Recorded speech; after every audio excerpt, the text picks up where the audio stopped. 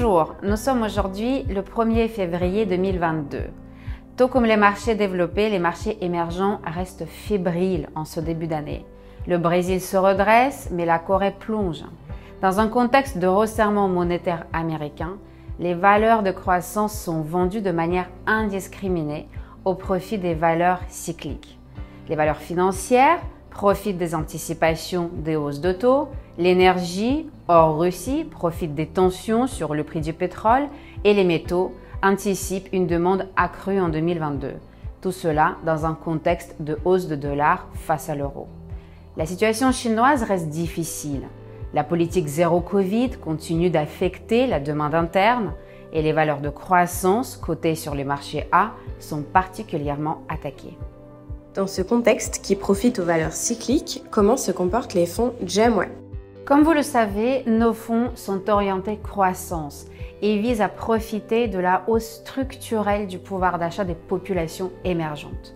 Aussi, la configuration boursière des 3 derniers mois nous est défavorable.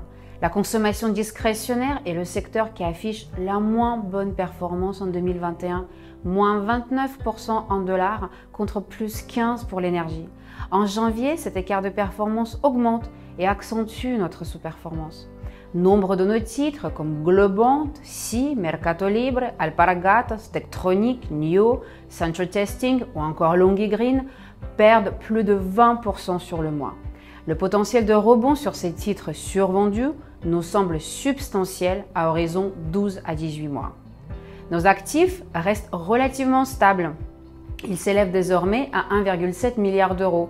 On notera la hausse de GEM China qui s'affiche désormais à 120 millions d'euros, plus 20% par rapport au décembre 2021. À court terme, les vents contraires continuent d'affecter les marchés émergents ainsi que notre performance. Ralentissement chinois, crainte sur le taux américain, bruit de bottes autour de l'Ukraine, relations sino-américaines compliquées. Il faut néanmoins noter qu'au regard de la performance historique moyenne, les valeurs de croissance ont coutume de surperformer après une première hausse du taux américain. De plus, les marchés émergents s'affichent en général en hausse durant cette période-là. Dans ce contexte, comment sont positionnés les fonds GEM-Web? Récemment, nous avons repondéré les valeurs financières. ICICI Bank et Axis Bank en Inde, BCA en Indonésie, Bradesco au Brésil, Tadawul en Arabie Saoudite, Ping An en Chine.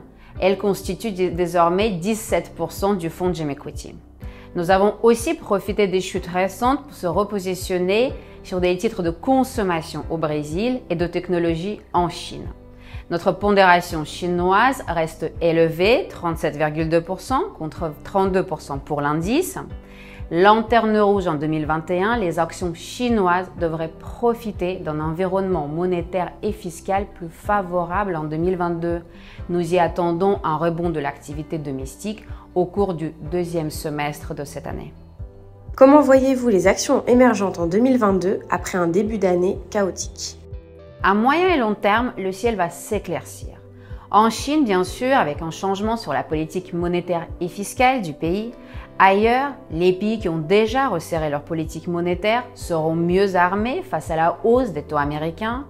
Ils devraient voir leur inflation se stabiliser et leur consommation repartir.